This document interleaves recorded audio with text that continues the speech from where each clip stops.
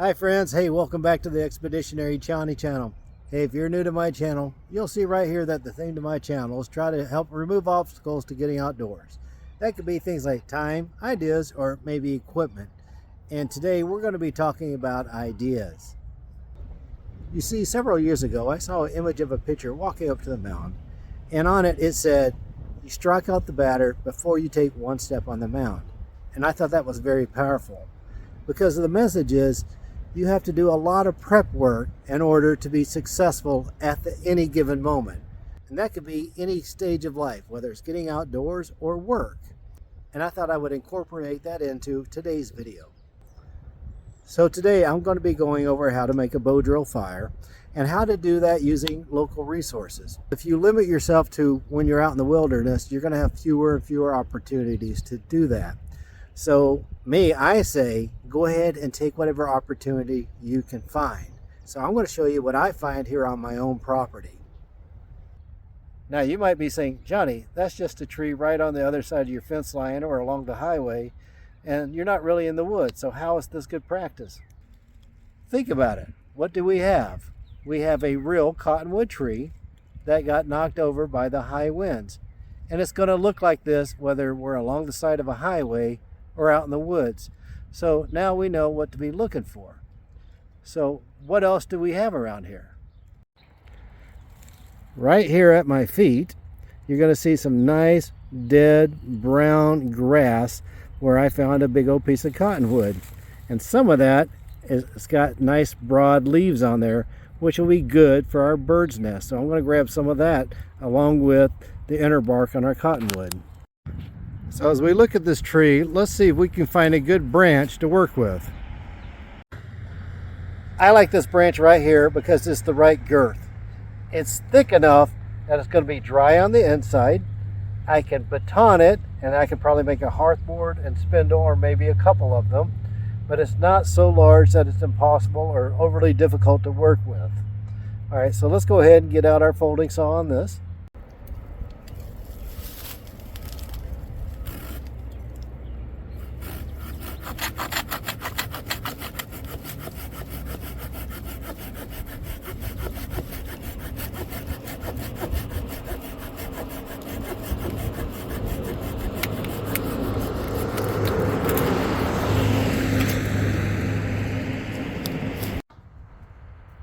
All right, so you can see I've got a nice long branch here to work with.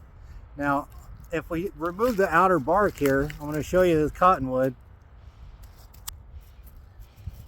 We've got this nice inner bark, a lot like tulip poplar that they have out east.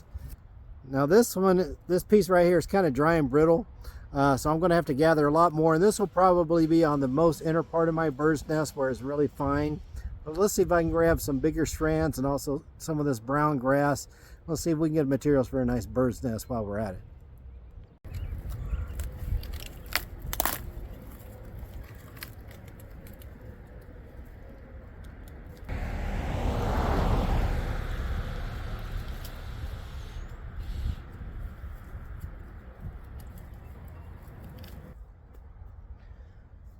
It's about 7:25 at night. John hasn't had supper yet, so I'm going to have supper, and I will finish my bow drill project probably tomorrow, which is another good lesson to think about. And when we train, we fit it in when we can, right?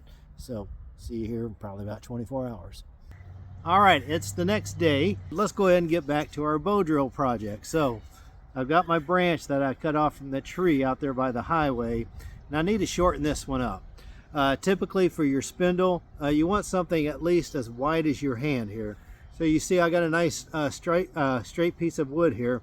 So I'm going to go ahead and make a cut right here. All right, to make your cut, you might do like a plumber's vise, where you just take the branch underneath your knee here, go back right here, take our folding saw, and that way when I make the cut, it's outside, not near any blood vessels or arteries or anything like that.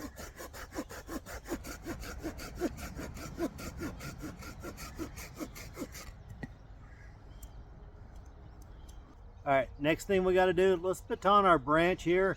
Let's see if we can get a hearth board and spindle out of this.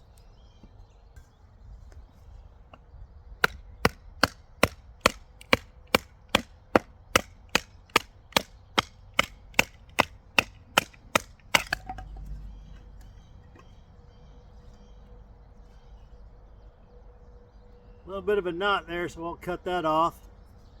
Looks pretty good.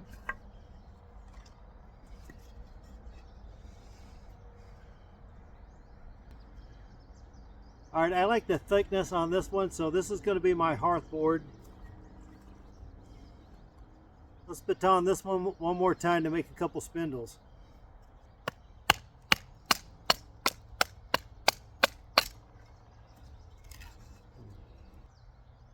This one's a little thin. This one I can do something with, but I will cut off this fat part because why spend extra time whittling when I could just use the saw? Okay, let's go ahead and work on our spindle here. I like this piece of wood right here. Very light, so it'll make a lot of easy dust. On the inner bark, or on the inner portion of cottonwood, you usually have this brown streak. I like to go ahead and whittle that off. That doesn't work so well. This end is the more narrow side, and also there's a little hard piece, looks like a bit of a knot there. That'll be good for the top, the tip where my hand block comes down. This wider side, we'll go ahead and round it out. So in the end, it's going to look like a pencil. So let's go ahead and get started. I like to start on the edges.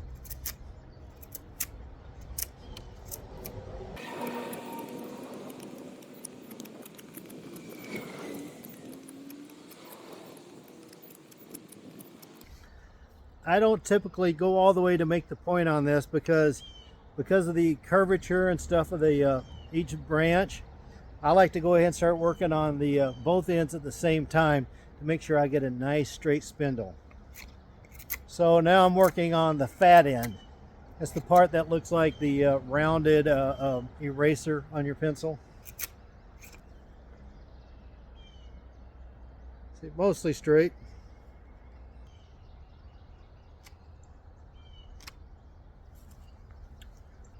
So you can see this is the fatter side of my spindle. Got a little bit of a point that'll help me when I place it down on the hearth board. That'll round out pretty quick. This will be the thin end of my spindle. This will be where we're going to put the hand block. So let's go ahead and sharpen this up a little bit.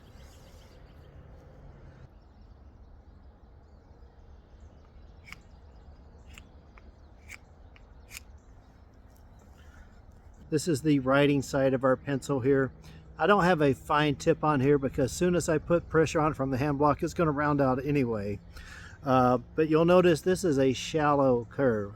This is a shallow cut. I beveled it out because as we turn and burn, this is going to shorten up. And if it's too dramatic like this, it's going to get rounded out. We want the fat side on the hearth board for building up dust. But on the hand block side, we don't want a lot of friction, so we want to kind of keep it pointy, but thick enough where it doesn't fold over, okay? All right, so this looks pretty good to me, so let's work on our hearth board. Okay, let's look at our hearth board. You notice it's got a little twist to it. I may or may not cut it off right over here. First, what I'm going to do is go ahead and flatten it out on the top. I'm going to go ahead and flatten out the bottom. Because the important thing is when I lay it down on the ground, I want it to lay flat and not wiggle. So this could play to our advantage or not. I am hesitant to cut off too much too fast because as you get into the wood, it acts differently, okay? So let's start cleaning it up.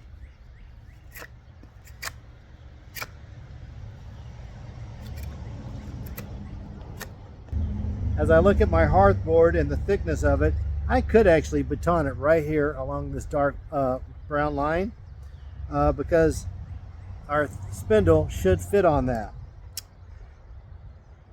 Not sure I quite want to do that just yet. If I were going to do that, I would probably thin this one out a little bit. I'm going to go ahead and play around with this some more because sometimes you like to have a little bit of extra room, especially when you're out of practice. And honestly, I haven't done a bow drill much this last year or two, so let's give myself a little bit of extra wiggle room, I think. Okay, preliminary cuts have been made on my hearth board. Pretty happy with it. What I did was I went ahead, shaved off some of the sides here. That way when I make my notch here, the ash will have a nice place to go to. For now, I'm leaving this on here. See, my thoughts are, guys, if you're in a real survival situation where you don't have good fire starters and stuff and you actually have to go to a bow drill, if you find good wood, you want to keep it, as much of it as possible, intact, because you might have to start another fire on it. So on this one, I would have a whole row of different burn-ins that I can do, okay? So I'm going to preserve it, and let's go ahead and grab our tinder bundle so we can get ready to see about making a fire. Okay, let's go ahead and concentrate on making our bird's nest so we can convert our coal into flame. So what I have collected here is some dead grass. I think it's like brome grass out here. It's kind of broadleaf and it flames up pretty well. We got some inner bark from some cottonwood, and also there's some punky wood in there that will be okay in the bird's nest, and some of the bigger pieces I'm going to turn into char wood. So let's go ahead and break this down. Now, I didn't get a lot of great inner bark off that cottonwood, so we're mostly relying on grass, but I did get a few of these strips here. I just kind of want to show you, when you get good inner bark, it kind of, oops, there we go. What you can do, it's kind of hard, sometimes it'll peel apart, but when you start breaking it up, it turns into these fibers here. So what you can do is like wad it up, do it like this, and see how it starts fluffing up. So I'm going to do that, but I'm going to make sure I'm going to do this over my cloth so I capture everything. So I'll have the big fibers, medium, and then some finer dust and stuff. So it should convert into a flame pretty easily. Okay, you can see I converted all that inner bark and some of that punky wood into smaller strands here, nice and fluffy. So I'm going to be able to put a coal inside here. We'll blow on it, we'll get flame. I'm going to place this inside of my grass here to just have some structure here. That way my bird's nest doesn't fall apart in my hands. All right, now that all the prep work is done, let's get into what most people consider the business of making fire. But hey, that prep work is important. If you don't take your time ahead of time, you might fail. Even though you get a coal, you might fail to get a fire. And even beyond that, you still need to make sure you have enough twigs and stuff to convert that bird's nest into actual sustainable fire. Now, we're just doing flame today, but we'll work on that sustainable fire another day. As far as your bow, folks, it doesn't have to be anything complicated. This ugly stick right here works just fine. I like one that's at least as long as my arm. I like having a little extra branch up here, so I got a little bowline knot here, just a loop knot. On the other end here, all I did was take my saw and just did a little notch. That way I can just wrap the cordage around in there. And if I have to adjust my bow to make it tighter or looser, I don't have to undo any knots. Just my friction, just my holding on to the cordage will be enough to hold this in place. The other part of our bow drill is a hand block. This is from a piece of hardwood. I think it's maple. It's so hard I can do multiple fires on that, so no need to go cut off another branch here. I just keep it lying around here for when I feel like practicing. And of course we got our hearth board and our spindle, so let's go ahead and get at it. All right, I tried to find a piece of land here. When I put my hearth board down, it doesn't rock and roll. Big thing is to keep in mind is my shoe. As I step on it, I don't want it to rock and roll on me. So I need to make sure I place my foot properly and then have my weight coming straight down. If I start rolling back, then the ember won't have enough oxygen to really breathe. So I need to come straight down. To get ready, we take our camp knife, find our spot, and just make a little divot in our hearth board. Nothing big, just enough so that our spindle can be seated.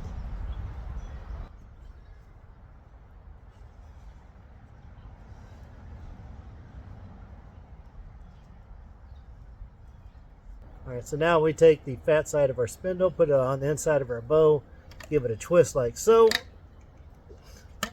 There we go. Probably a little snugger than we need it, but now that we got it, we're going to use it.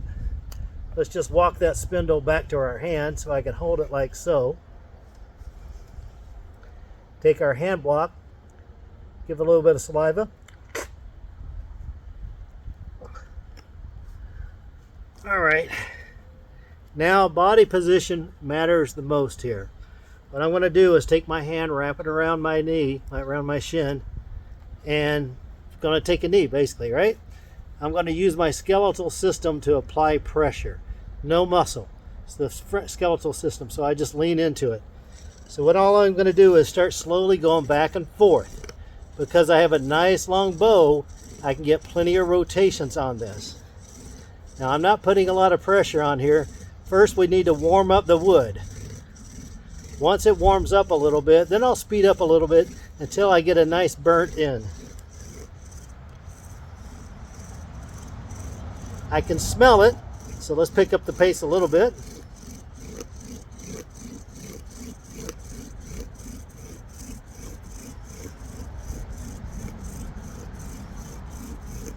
See, I'm using my skeletal system, no muscle. I'm just leaning into it.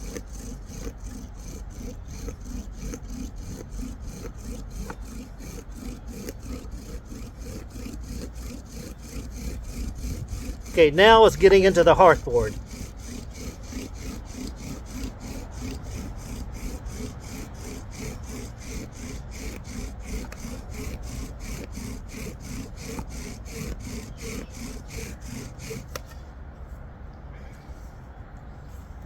Little blackening on the bottom.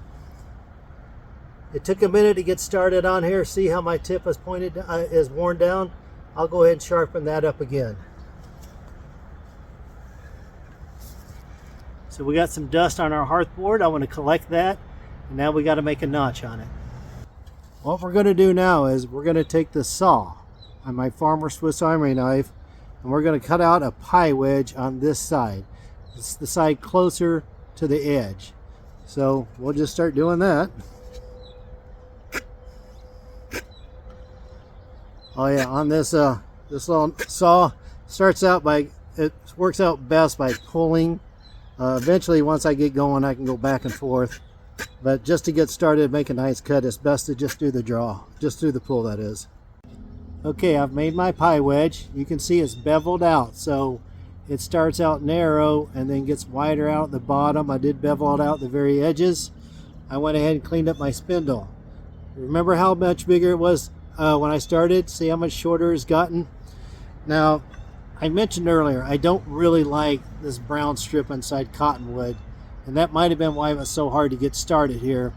I might have trouble on this one, but hey, we're going to find out here. That's why we practice, okay? So let's have at it.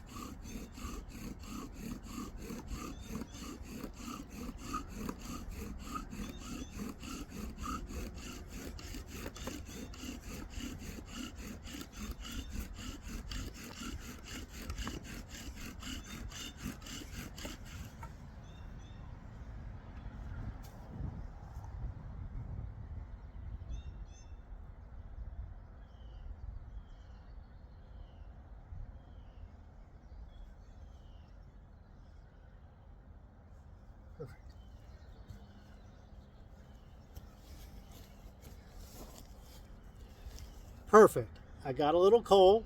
I'm going to let it coalesce for a moment, so no need to rush.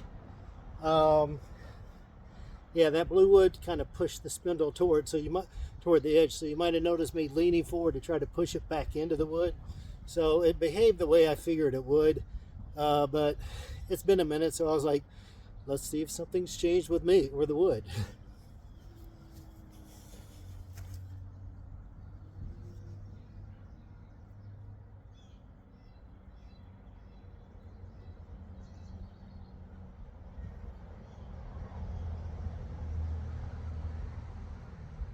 A little breezy here.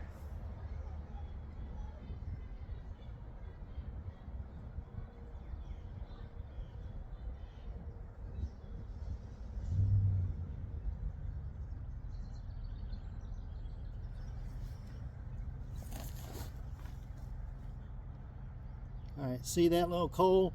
See, it's starting to coalesce in the middle, but I still got a lot of loose dust. So I'm going to go ahead and put that together and drop that into our bird's nest.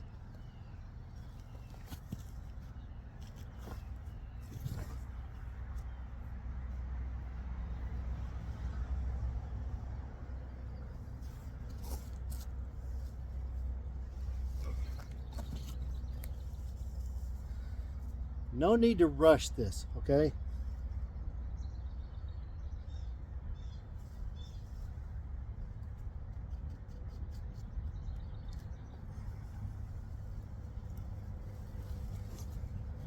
We spent a lot of time prepping this, finding wood, trimming it down.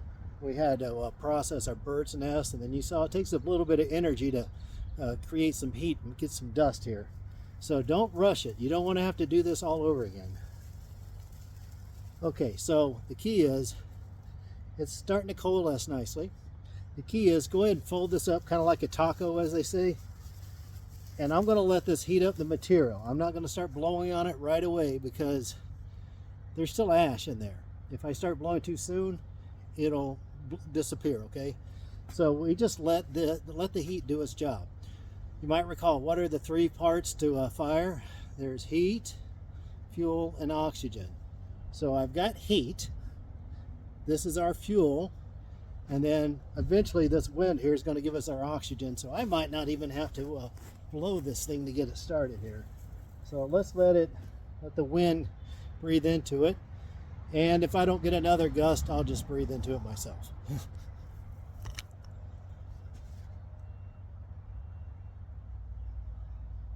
All right, see that smoke? It's kind of building up a little bit. I can encourage along now. Oh, it's probably, oh, now the wind's changed direction. Look at that, I've already got fire. So you don't have to panic on this stuff.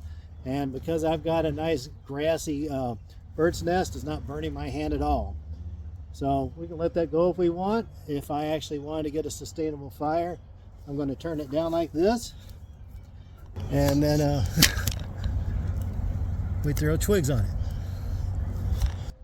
Let's go back to our analogy of that pitcher that's walking up to the mound. Remember, the pitcher, he strikes out the batter before he even steps foot on the mound because he's done all the prep. Same thing with you. If you've already put in the work ahead of time, then you've already pretty much got it accomplished because it's the exact same thing. The location really doesn't matter. All right, folks, well, this brings us to the end of another video. I hope you got something out of this one and enjoyed it. I did personally because I hadn't done a bow drill fire in a while. So that's always fun to do, play around with, make fire. So with that being said, appreciate you tuning in, and y'all take care and have a good week. Later.